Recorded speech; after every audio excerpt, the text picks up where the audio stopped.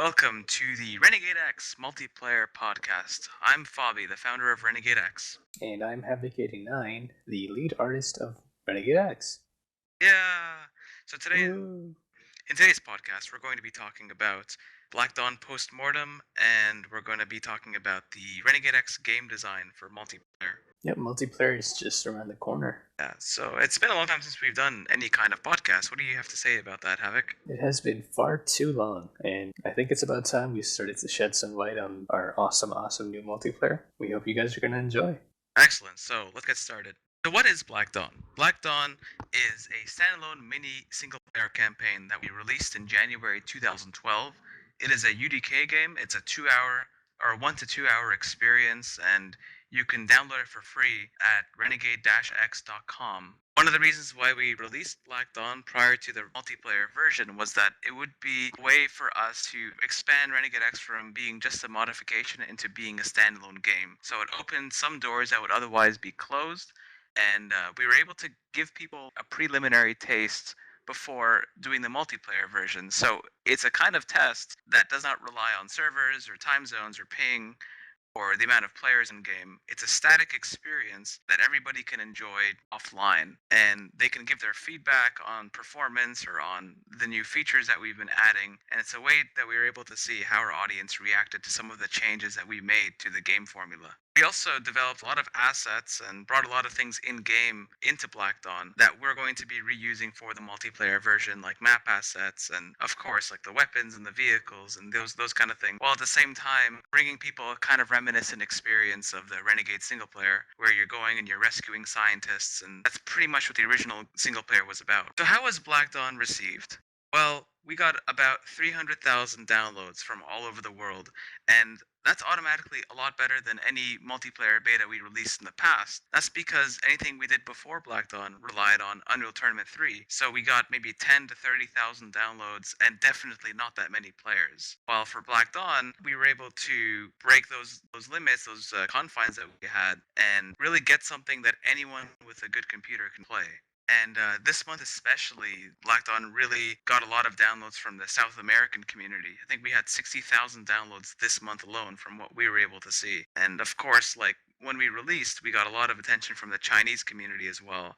About 100,000 downloads from China. As well as we managed to get on gaming websites that we would otherwise have been unable to get onto, such as Game Informer's, PC Gamer, Joystick, and all these other things. And because of the UDK, where we are now considered as a standalone game instead of a mod, and as you know, mods don't get as much attention as full-on games. Yeah, and like you said, we got on big sites including UDK.com. So that puts Renegade X out there in a way that we would have never been as an Unreal Tournament 3 mod. So some of the ways that Black Dawn helped us a lot in the multiplayer is because we managed to nail down some of the core basic features that we need regardless of whether it's a single player game or a multiplayer game. So if you think about some things like how the weapons are supposed to be set up, how the character movements are going to be, or how the vehicles are going to handle, all these things, they need to be set up regardless of whether they're going to be in a single player or multiplayer environment. Yeah, like we've already done 5 alphas for the multiplayer, and like we already had the heads-up display in game. We had a lot of the weapons in game, a lot of the vehicles in game, a lot of the visual systems like the morph target already set up during the Black Dawn development phase. So multiplayer, I mean, we've gotten a lot further than we would have otherwise thought, because the UT3 multiplayer took a lot longer than the UDK one is taking. Right, so essentially what we had to focus on was more or less the command and conquer mode and any new features that we were planning, rather than having to worry too much about the basics. Again, and since this is a post-mortem of Black Dawn, we also need to talk about some of the cons, like some of the things that we had learned from the experience. I mean, there was plenty of things that we would have done differently if we were to do Black Dawn again today. One of the major things was we struggled with the AI in Black Dawn. Now, what happened was we were using this stock AI more or less from the UDK, and as you can see, the AI was pretty terrible. A lot of the times it didn't shoot at you, or a lot of the times it would just run up at you. I mean, what are some of the bad experiences you've had with AI?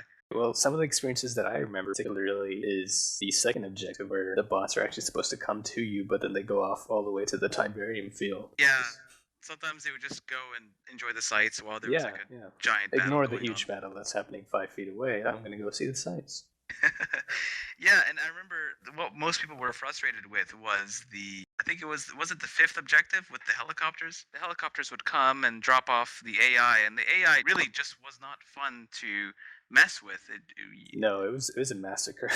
And your friendly AI, they didn't do much. Like they would sometimes even shoot at you or shoot at the ground, not really shoot at the enemies, which again, a lot of that is due to the fact that we thought we were not going to have any AI in multiplayer, so might as well just kind of have some scripted events and some AI helping you out, following you, or doing certain things. But it did really bite us in the end because, like, even sometimes the MRLS would not go to their objectives and you'd have to wait longer than expected.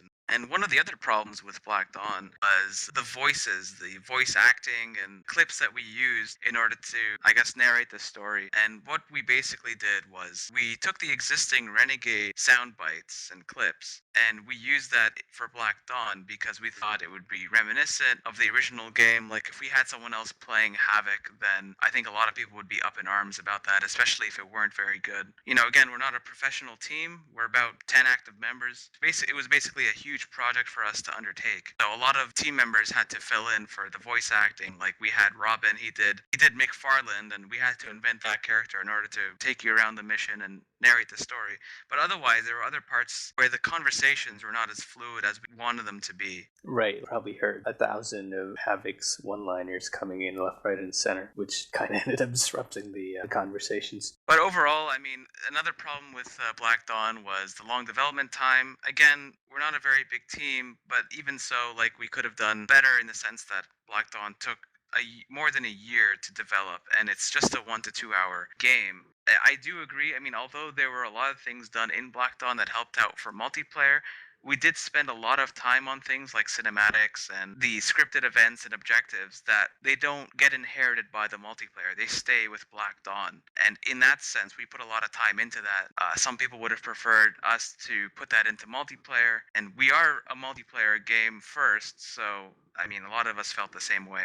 Right, but we couldn't just abandon the project entirely because, I mean, we put a lot of effort into it, so we had to finish it. Yep, and conclusion with regards to Black Dawn, I mean, there were some mixed reactions and mixed reviews, though I guess overall we are pretty happy with it in the sense that it is the only single player FPS Command and Conquer game to come out of the modding slash indie gaming community. And especially when Tiberium was canceled, the EA project, a lot of people were disappointed that they were looking forward to some kind of CNC FPS single player game. And I think this is the closest thing that the community is going to get to it for a while.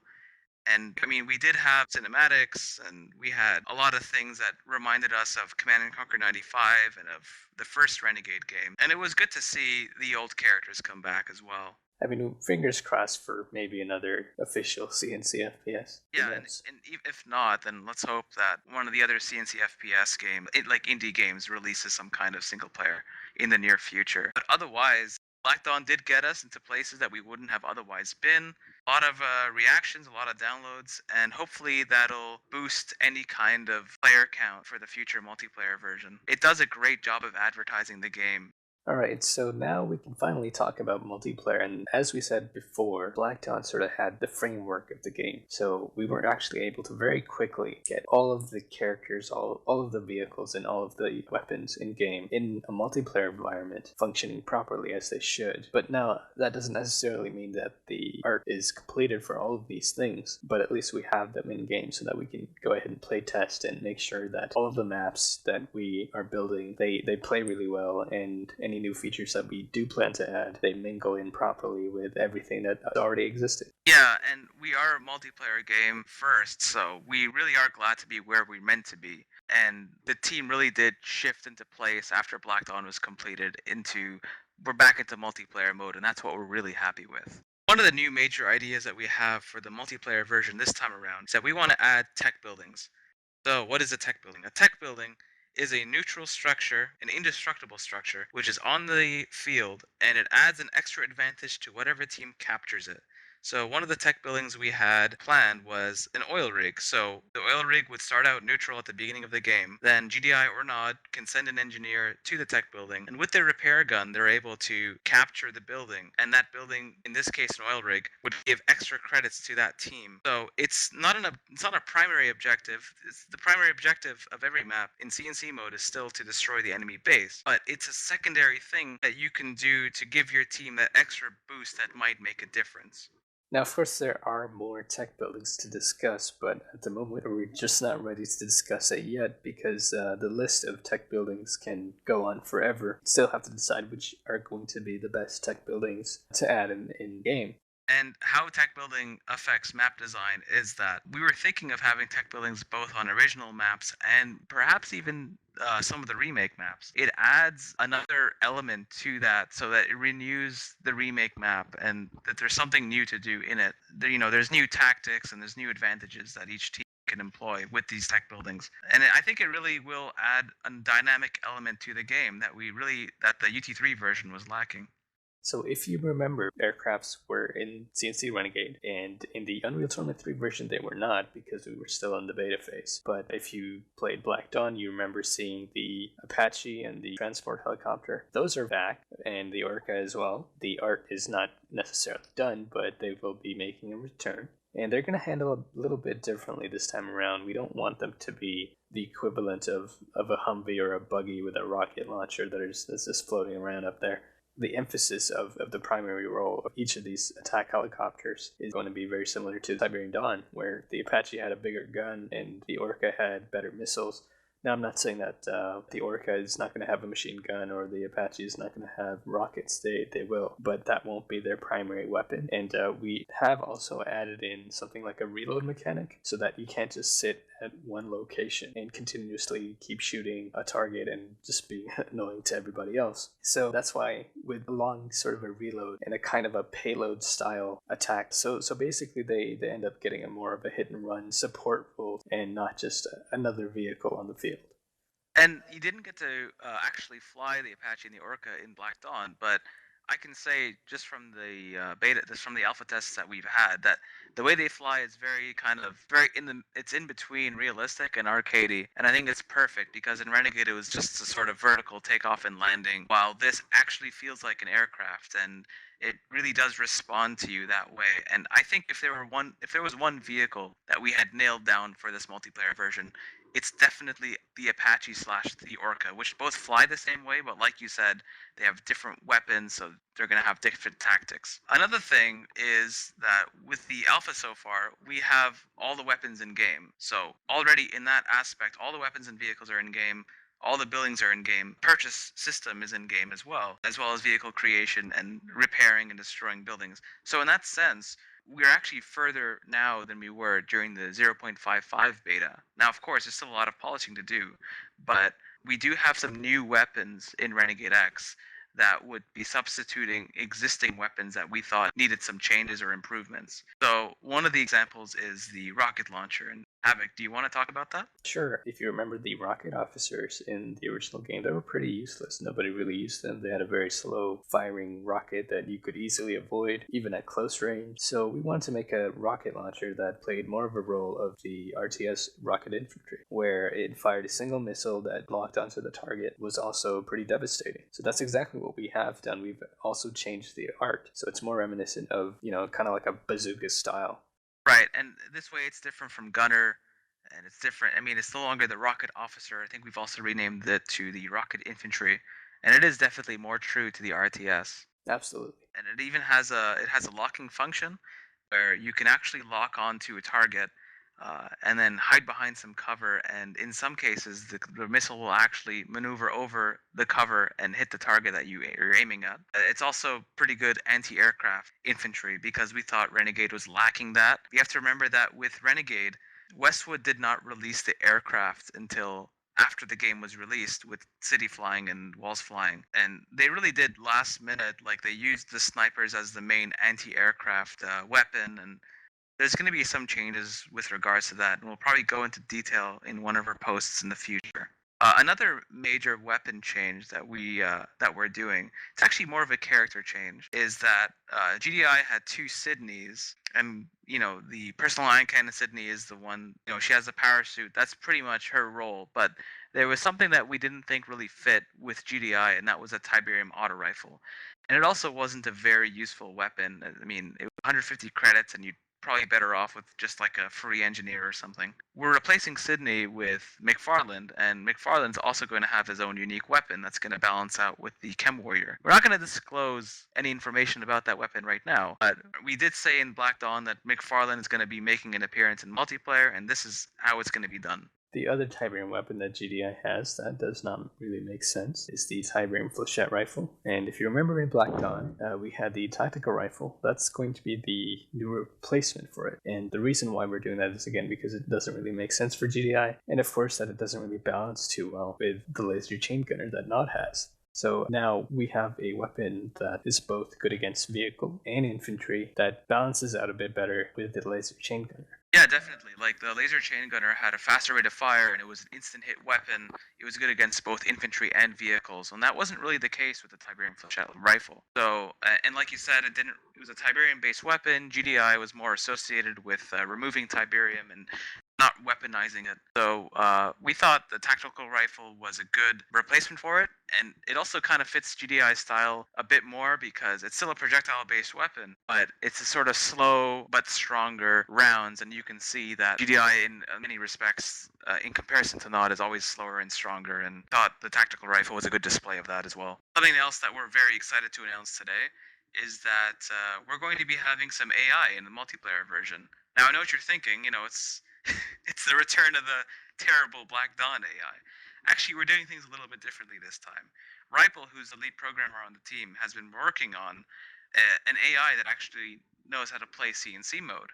Now, again, they're not going to be the same as a live player, but they do repair buildings, they buy vehicles, they save money for better vehicles, they attack structures. It's basically a working AI with our game mode, and it's the return of Skirmish Mode, where you don't have to be connected to the internet. There doesn't have to be any players online. If you're in like a distant time zone, or if you can't sleep or something, you can start the game on your own, and you can add 32 bots or something like that into a map, and you can start playing. And it's pretty good because it's good for stress testing. We're able to have a full server to see how performance runs before releasing Renegade X multiplayer. It's also good for server owners who want to balance the team or want to add extra players if their server is empty or something like that. And the last topic that we'd like to talk about today is the items in Renegade X. So we're going to be replacing the Superweapons menu on the purchase terminal with an items menu.